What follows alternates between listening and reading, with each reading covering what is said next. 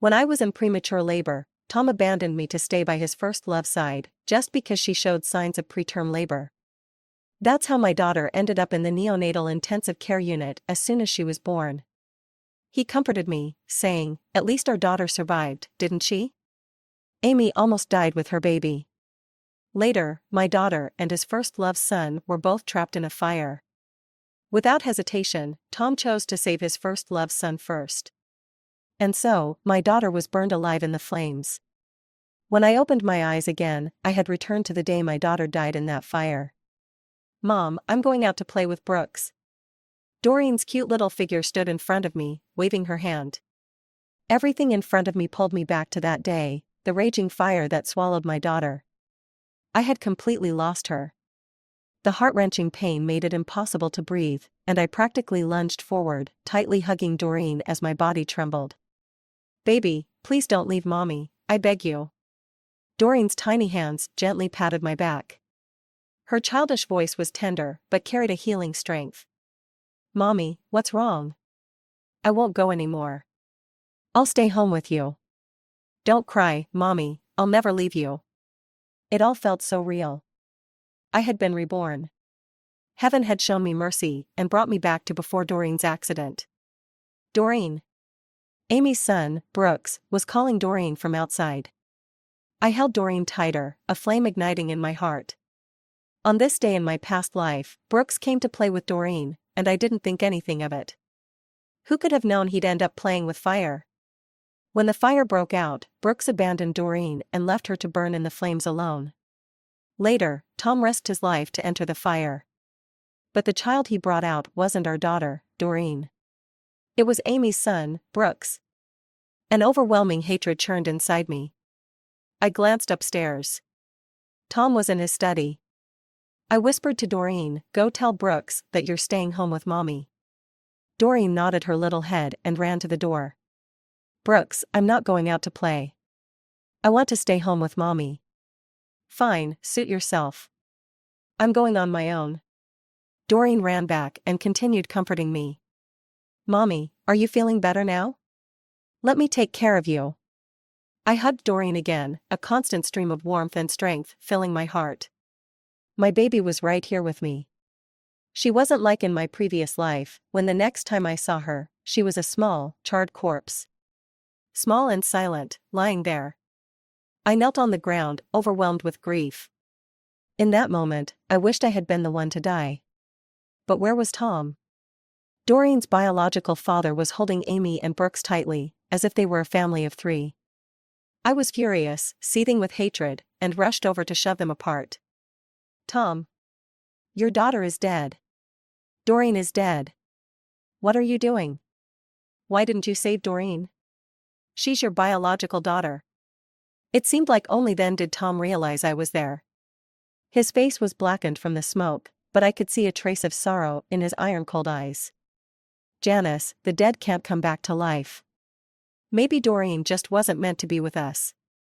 Our daughter had died, and he was only vaguely sad? I raised my hand and slapped him hard across the face. "Tom, it should have been you who died." Brooks immediately burst into tears. Tom's brow furrowed, and he scolded me sharply, "Janice, you're scaring Brooks." The murmurs of the crowd were ringing in my ears. His daughter died, and he doesn't seem to care at all? Looks like Brooks is the one he truly cares about. I stared at Tom with venom in my eyes.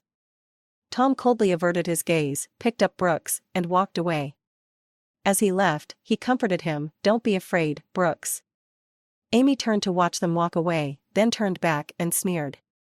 She leaned close to my ear and whispered, "You know, those people aren't wrong. Tom cares so much about Brooks. After all these years, Janice, you never suspected anything? You're such an idiot.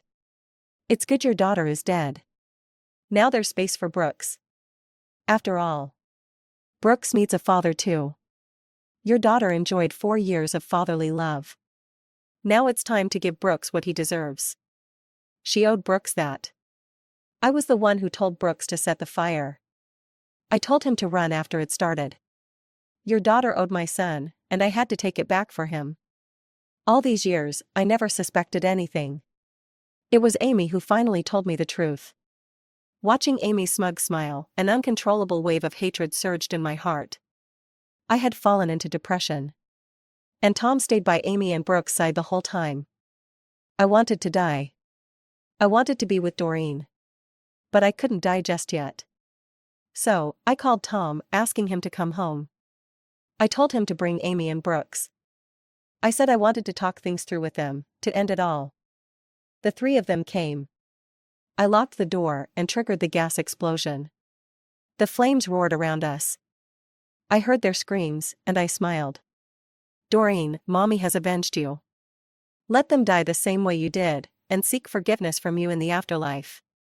Amy was supposed to just let Brooks play with fire, but she never directly told him that starting a fire was meant to kill Doreen. So Doreen went with him, and Brooks went too. Children are always fascinated by dangerous things.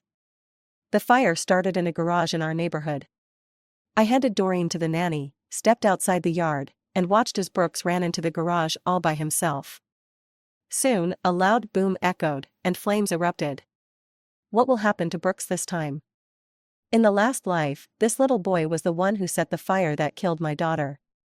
I don't care about any laws protecting minors. Anyone who harmed my daughter deserves to die. Oh my God! How did the fire start? Amy rushed over from next door, yelling, "Janice, why are you just standing there? Call the fire department." I pulled my gaze away from the garage and turned to look at Amy, who was now standing beside me. Why don't you call the police? Amy glanced toward the property management office. Actually, we don't really need to. There's a water truck in the neighborhood, and it'll be here soon. The firefighters should be here quickly too, since this is a wealthy area. Amy moved here with Brooks 2 years ago. I knew about her relationship with Tom, but I treated them as ordinary friends.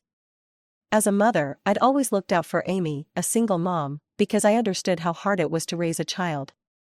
And how did she repay me? I nodded in agreement. Yes, the firefighters will be here soon. Amy sighed. The fire is huge. There isn't anyone inside, right? I echoed her. Yeah, there's no one inside, right? If there is, they're probably not going to make it. Amy let out a small laugh. I frowned, staring at her coldly. Amy immediately straightened up. Sorry, I wasn't laughing at the situation. It's just, if someone were inside, they'd be completely charred by now, and I mean, surely no one's that unlucky. Not necessarily, I replied. Mommy. Doreen came running out. Mommy, is there a fire?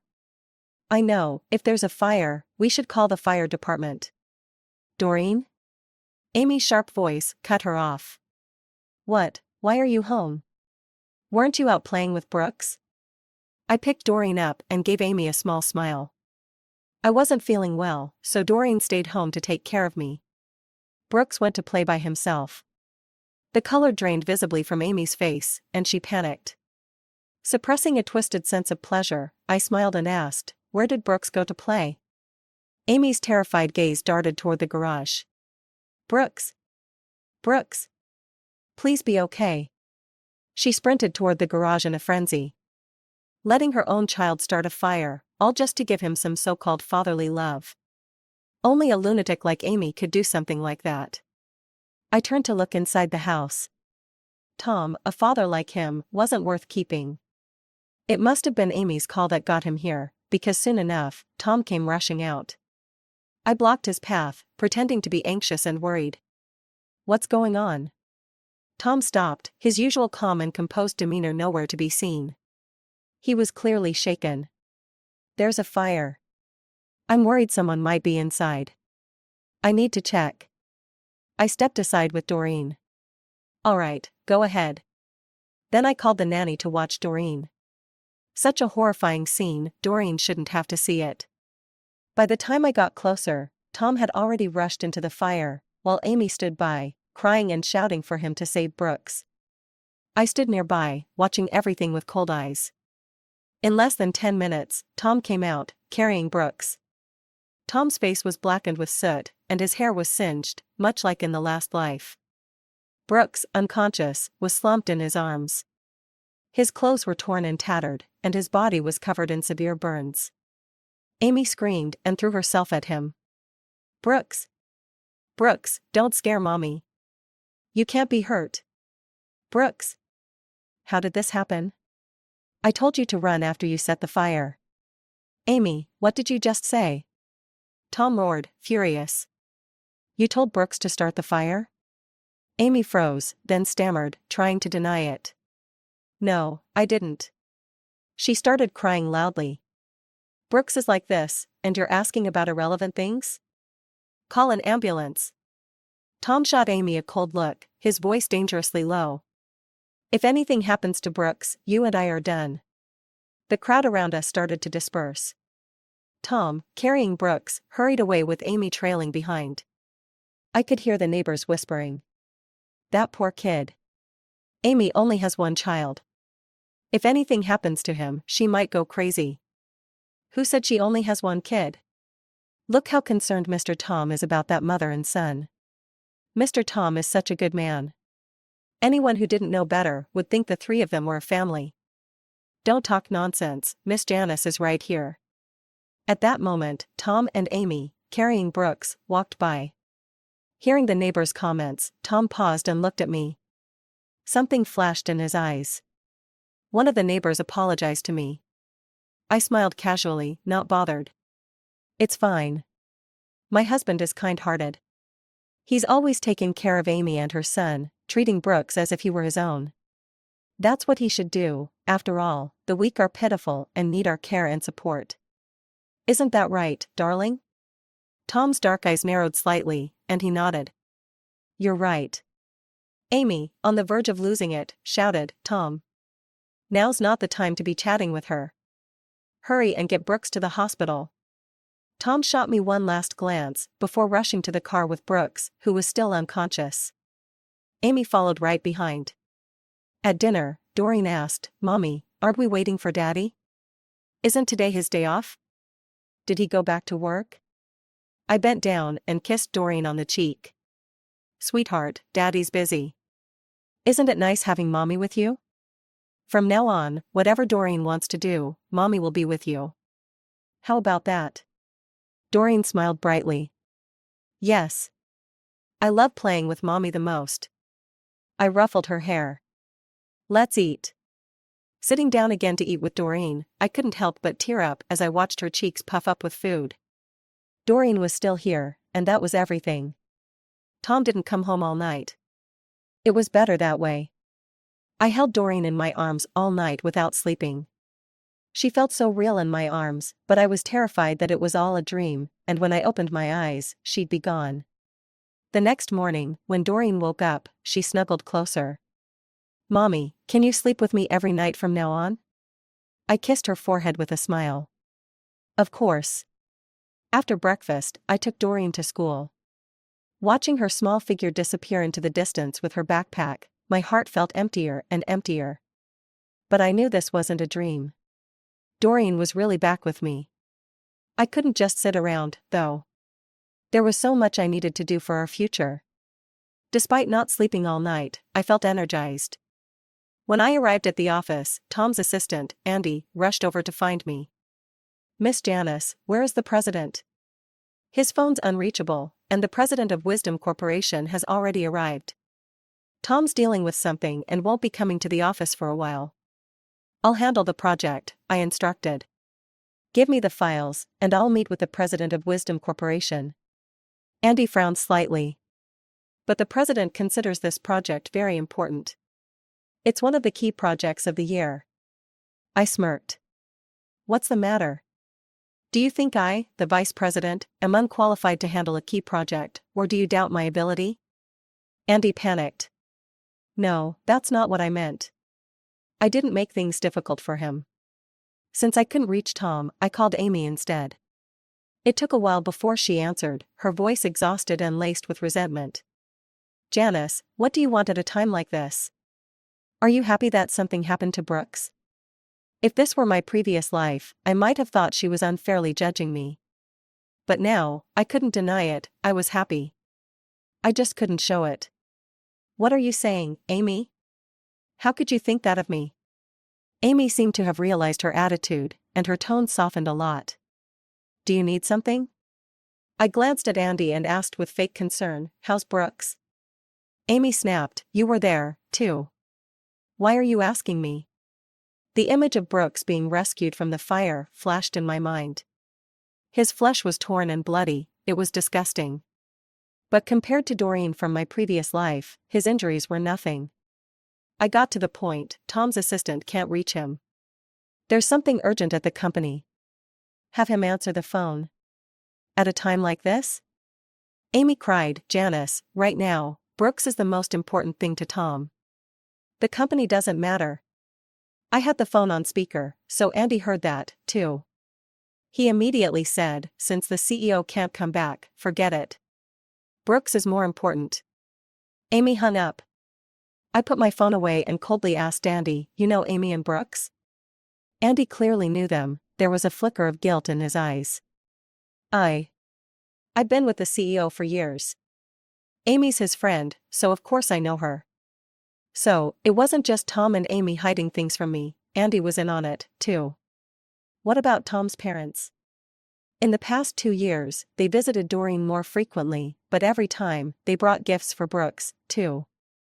They'd say, it's hard for Amy to raise a child on her own. We watched her grow up, so we try to help when we can. A chill crept over my heart. After composing myself, I continued, you heard what Amy said. Tom is at the hospital with Brooks, and he can't meet the CEO of Wisdom Tech.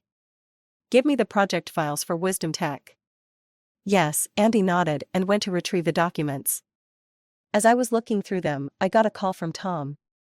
Janice, my phone just got charged. Were you trying to reach me earlier? I replied honestly, the CEO of Wisdom Tech is here. Andy came to see me, and I know you're with Brooks, so I'll handle the Wisdom Tech project. Can you manage it? Tom's voice was filled with concern, and I could hear the exhaustion in it. He probably hadn't slept all night. What else can we do? I asked, hesitating. Can you come back right now? How's Brooks doing? Before Tom could answer, I added, honestly, I think you should return. No matter how close you are to Amy, this project is worth billions for the company. Isn't that more important? Tom hesitated for a moment, then said, Janice, I really can't leave right now. Brooks, his injuries are really severe. I'm counting on you to handle things at the company. Thanks for your hard work. I let out a long sigh, all right then. Janice, Amy and I have been friends since childhood. I can't just leave her alone, especially now with Brooks being so young. He and Doreen were born on the same day. Think about it, what if it were Doreen? Tom was still trying to explain. I cut him off sharply, Tom, are you out of your mind? Comparing your daughter to this situation? That's not what I meant. Tom's voice was urgent. Enough, I get it. Just leave the company to me and focus on taking care of Brooks. I hung up. Tom still dared to mention that Doreen and Brooks were born on the same day. Doreen was born a month early. I had been very careful throughout the pregnancy, and my parents even hired a medical team for me. I followed every instruction from the doctors. I remember that day, Tom's mom came to visit and made me fish soup. She called me downstairs to drink it. As I was going down the stairs, I suddenly slipped and fell. There was so much blood. Tom's mom just stood there screaming. It was the housekeeper who called the ambulance and then phoned Tom, telling him to come back immediately. Tom arrived just before the ambulance and had barely stepped in when he got a call from Amy. He hung up and said to me, Janice, Amy is showing signs of premature labor. She's all alone, and I have to go be with her. Through the pain, I clutched Tom's clothes desperately. Tom, save our baby. Tom gave me one long look, then pried my hand away and left without looking back. That wasn't the first time he put Amy ahead of me, his wife. At that moment, I gave up on him completely. Doreen was sent straight to the neonatal unit after birth. I was bedridden and unable to move. Tom didn't visit me until the next day. When he saw my cold stare, he actually said, "At least our daughter survived, didn't she? Amy almost died with her baby." Every time I think of that, I want to slap him and kick him. Now that I think about it, did Tom's mom tamper with the stairs that day? The housekeeper, who came with me from home, had always been very careful. She even wiped the stairs dry with a towel after cleaning. There's no way I could have slipped. But there were no cameras in the living room at the time, so there was no way to investigate. Still, I strongly suspect it was Tom's mom. After I got pregnant, she tricked me into going to Hong Kong to have the baby's gender checked. When she found out it was a girl, she was disappointed. Back then, I thought she just preferred boys. But now that I know Brooks is her grandson, I wonder if she didn't want Doreen to be born at all, so everything Tom had would go to Brooks. It's impossible to prove now. But this time, I won't let anyone take away what belongs to Doreen, not even a little. That afternoon, after picking Doreen up from school, I took her straight to my own home. I told my parents everything and asked them to help investigate every detail of Tom and Amy's relationship. I trust only my parents now. I also hired 4 people to watch over Doreen, just in case that lunatic Amy tries anything again. She had Brooks set the fire to kill Doreen, and now that her son is injured, I'm afraid she'll come after Doreen out of spite. With my parents' help, I can finally relax a little and focus on the company. After marrying Tom, I joined the family business. The 2 families merged, and I received some shares from Tom's family, while my family gave Tom some shares as well. Now, my parents have started to dilute Tom's shares in our company. Meanwhile, I've quietly acquired more shares in Tom's family business to strengthen my position. On the 3rd day of Brooks' hospital stay, Tom came home. He had lost weight, and the dark circles under his eyes showed how tired he was. I poured him a cup of hot tea. Is Brooks okay? I'd been too busy to visit him these past few days. Tom sat on the couch, rubbing his eyes, then took the cup and simply said, "Just focus on the company. I've got Brooks covered." After a pause, as if realizing something, he added, "Amy is very fragile right now. She doesn't know what to do. If I don't help her, she'll fall apart." I sighed, "She is pitiful. You should help her, she's your friend, after all." Tom didn't drink the tea. He just stared at me silently, a hint of curiosity in his eyes. Confused, I asked, "What is it? Why are you looking at me like that?" Tom put the teacup down, still not taking his eyes off me. He asked, "I've been spending all my time with another woman. Why don't you seem to care at all?"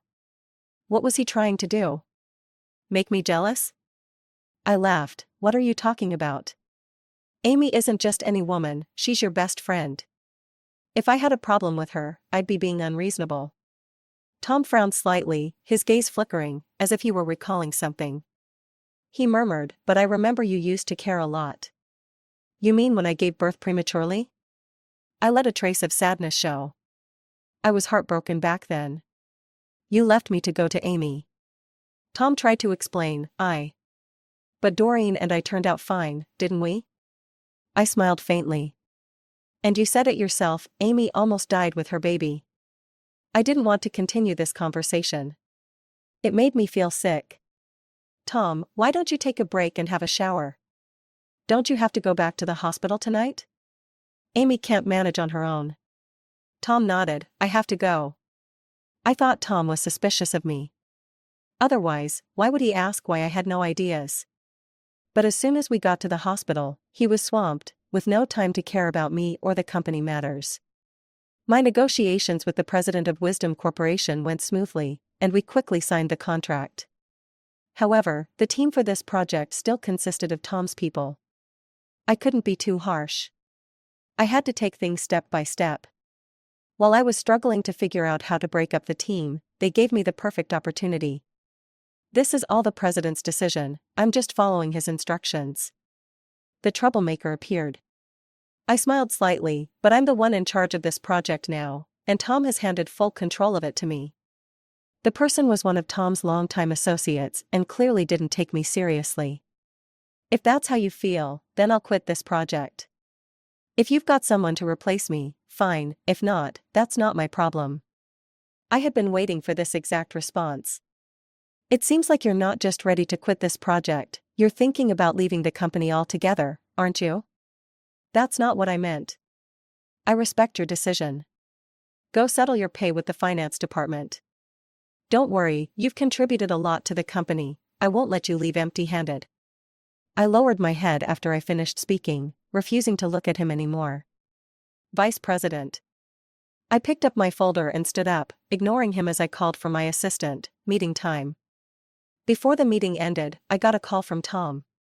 His voice was even more exhausted than usual as he asked why I had fired someone. Did he run to you to complain? I asked, feeling both wronged and angry. Tom, I'm not just the company's VP, I'm also your wife. Your people treat me like I'm invisible. Shouldn't you stand up for me? Or do you not care about me either? That's not what I meant. But I didn't give Tom a chance to explain. Because you weren't there, the president of Wisdom Corporation was furious. I barely managed to stabilize the project, yet your people refused to listen to me, claiming they're just following the president's orders. Tom, maybe you should come back. I'm done with this project. Just as Tom was about to speak, Amy started making a scene. Brooks keeps crying out in pain, and you're still on the phone. Are you even Brooks? Brooks' father? Tom didn't let Amy finish. I can't leave the hospital right now. Please take care of the Wisdom Project for me. With that, he hung up. The man was fired. But I wasn't that happy, it was just one person. Even if I fired everyone from the company, it would still belong to Tom. I needed to make the shareholders lose faith in him. Next, I fired a few more people, all of whom were Tom's trusted aides. Eventually, he returned to the company. Brooks' condition has stabilized for now. I'll take over the Wisdom Project. Thanks for handling it during this time. I handed him the documents. You should have come back sooner. Oh, by the way, I've fired a few more people. They didn't respect me. Of course, if you want them back, feel free. They may not care about me as the company's VP or your wife, but now that I'm no longer managing the project, I don't have to see them. I have no intention of bringing them back. I've spoiled them too much. Tom could only say that. But I was a little surprised, I thought he wouldn't give me that much face. I'm heading back to my office. Tom took the documents and walked out. I called after him, Tom, why don't we take Doreen out for dinner tonight? You haven't spent time with her in a while. She misses you. Tom turned around and nodded. That evening, I took Doreen and Tom to Doreen's favorite restaurant. Don't be fooled by her young age, Doreen, even at just 4, is a picky eater. Tom wiped Doreen's mouth. Look at her, she's making a mess. I said with a smile. Tom immediately took out a handkerchief and wiped Doreen's mouth as she sat in her high chair. I clasped my hands together under my chin, smiling as I watched the scene unfold. That moment was captured in a photo, which quickly spread everywhere, newspapers, online. The next afternoon, Tom received a call from Amy during a meeting. Tom, what the hell are you doing? You're ignoring our son because he's dying, but you're having a great time with your daughter, huh? Have you fallen for Janice? You better get to the hospital right now, or I'm going to your office to make a scene, and let Janice know that Brooks is your son. I'm coming right now. Tom hung up.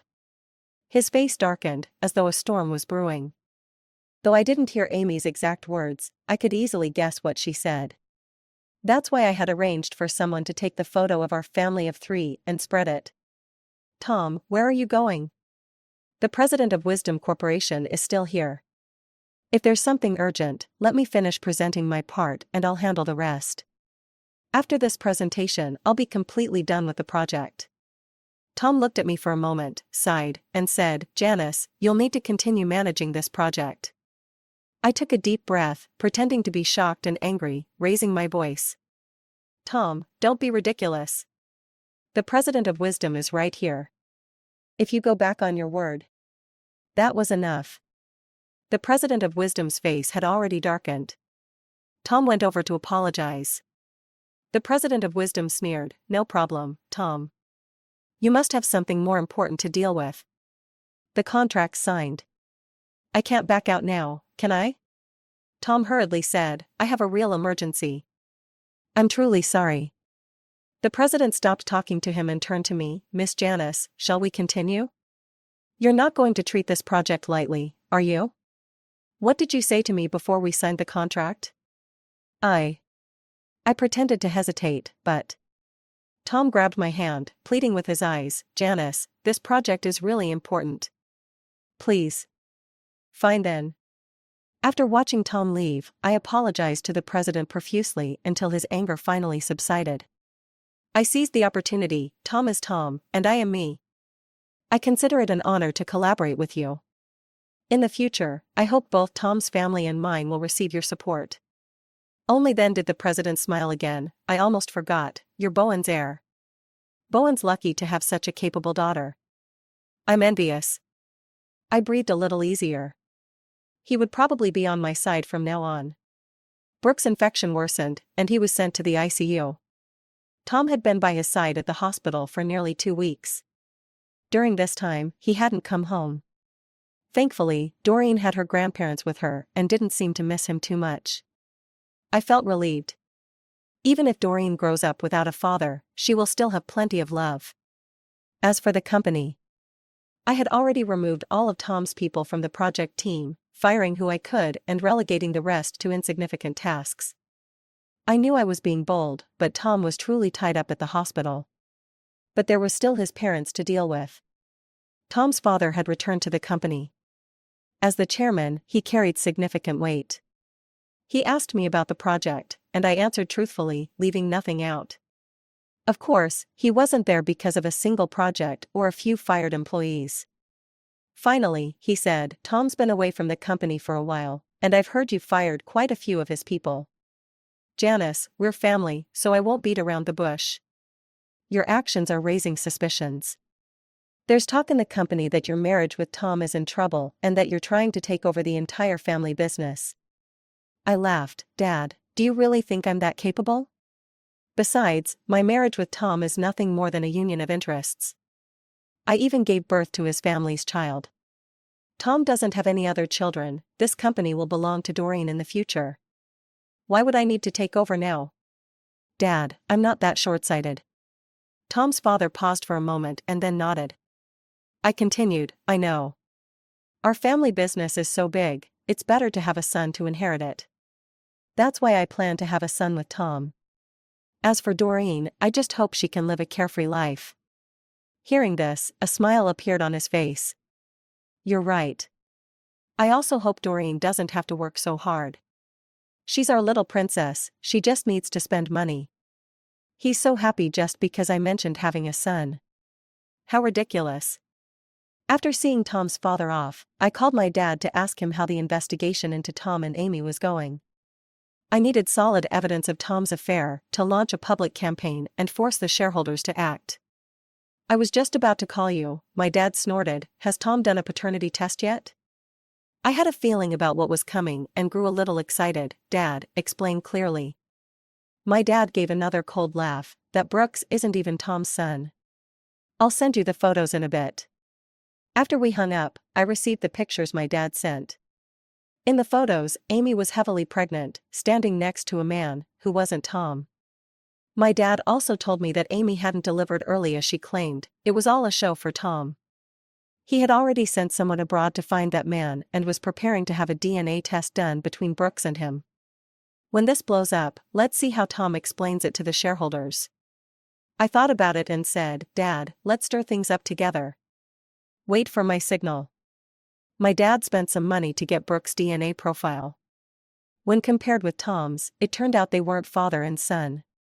"Tom, oh Tom, you've really made a joke of yourself, just like I did in my previous life." I made some preparations and took time to visit Brooks. When I arrived at the hospital with a fruit basket and bouquet, Tom and Amy were in the middle of an argument. "Do you think just staying in the hospital will make Brooks wake up?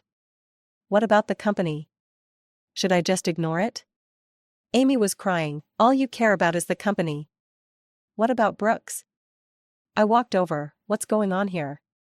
Tom's angry face quickly turned panicked, and he shot a warning look at Amy before rushing over to me. "Janice, why didn't you tell me you were coming? I haven't been to see Brooks once since he's been in the hospital, and today's the first time I found time."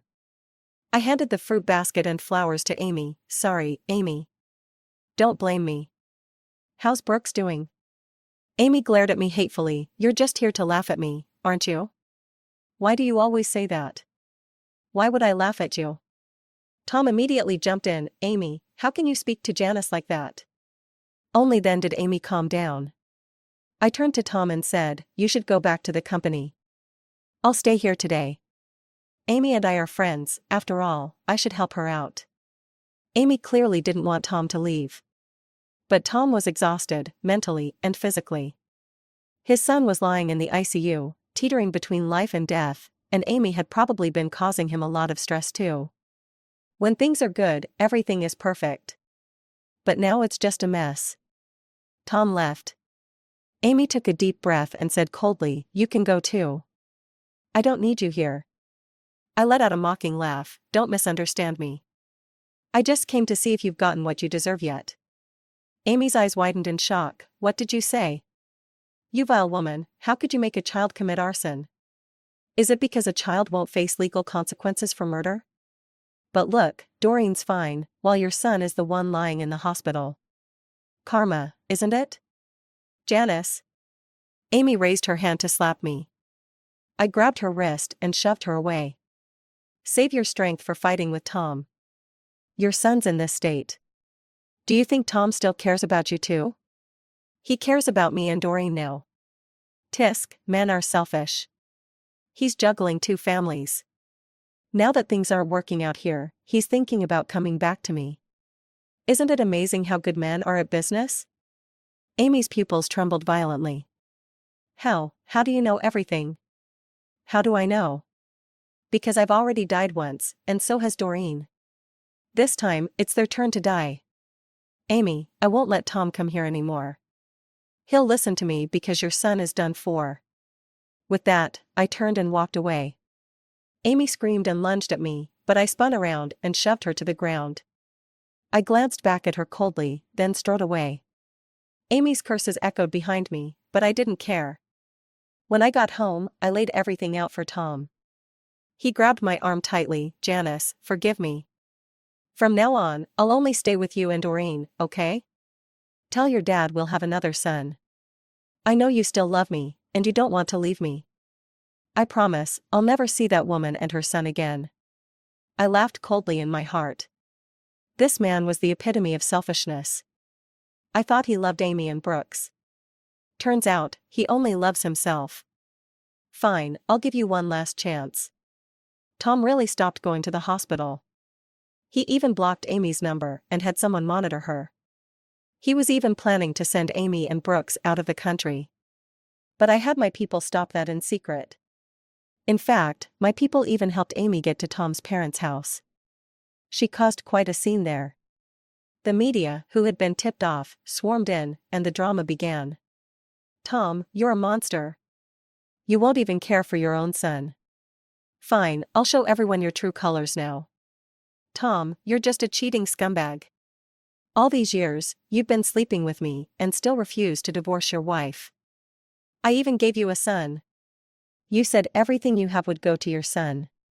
Now that something's happened to him, you've gone running back to your wife and daughter. Tom had his people restrain Amy and kick the media out.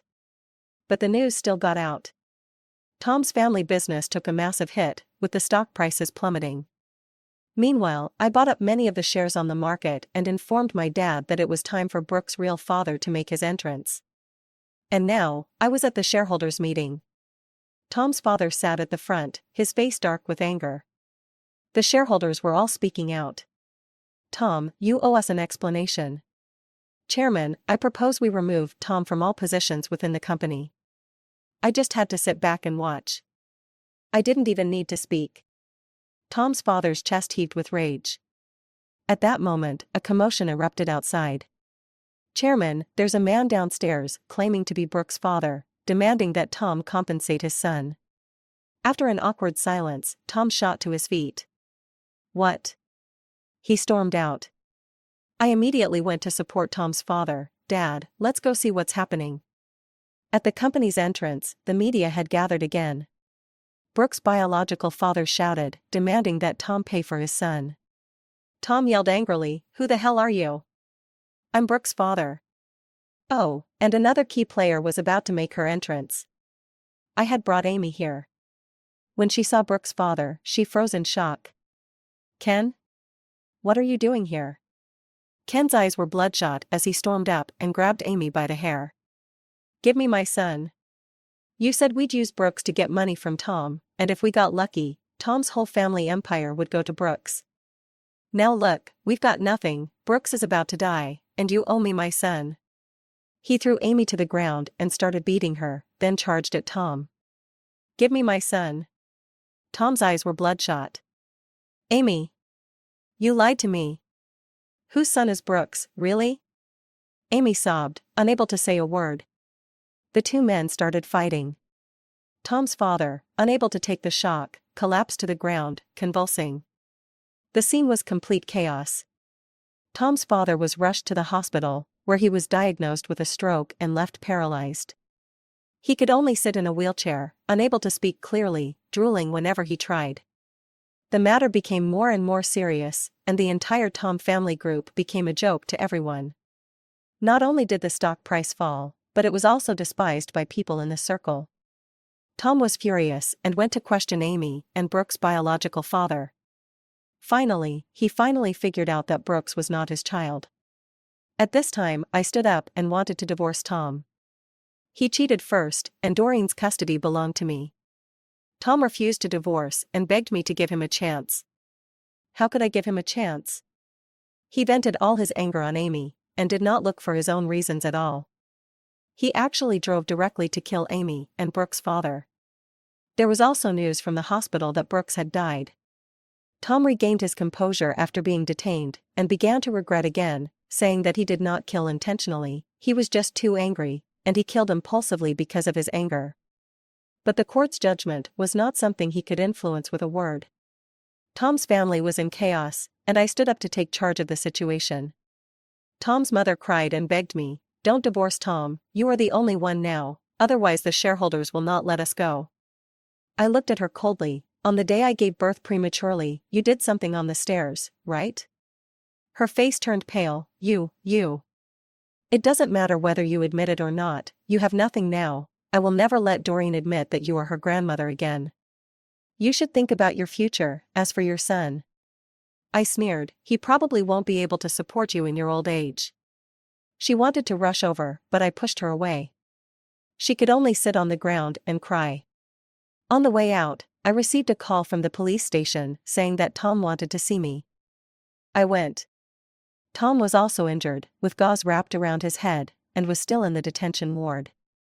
When he saw me, he rushed over, but was stopped by the police again. He was no longer as handsome as before, with tears streaming down his face, so disgusting. "Janice, I know everything. Are you treating me like this because I didn't save Doreen?" I was shocked. Tom actually awakened his past life memories. "But so what?" I sneered, "Since you know everything, then die clearly." I turned and walked out. I heard Tom shouting behind me. "Janice, I was wrong. I love you, Janice. I agreed to marry you because I love you and I love Doreen too. Don't worry, I will be reborn again. Once again, I will definitely treat you and our daughter well." Tom was sentenced to life imprisonment. His father is still drooling in the hospital. As for his mother, I have plenty of ways to deal with her. But I don't. I'd better do some good deeds and just send her to the countryside. I have completely taken over the Tom family group, and I will lead the company out of the predicament, because these are all Doreen's property. After another day of hard work, I got home from get off work. "Mom." Doreen rushed over and hugged me, saying aggrievedly, "Mom, Grandpa cheated." I looked at the Monopoly on the coffee table, then looked at my dad, and pursed my lips helplessly. When I was a child, my dad taught me to play mahjong, and after teaching me, he cheated. It was Doreen's turn again. But fortunately, he didn't teach Doreen to play mahjong. My mom and the nanny came out of the kitchen. "Stop playing, wash your hands, and eat." My dad wanted to come over and hug Doreen. Doreen opened her arms. "Okay, then I forgive Grandpa." I watched my dad holding Doreen to wash his hands, and my heart was warm. That's great. Everything should be like this. End.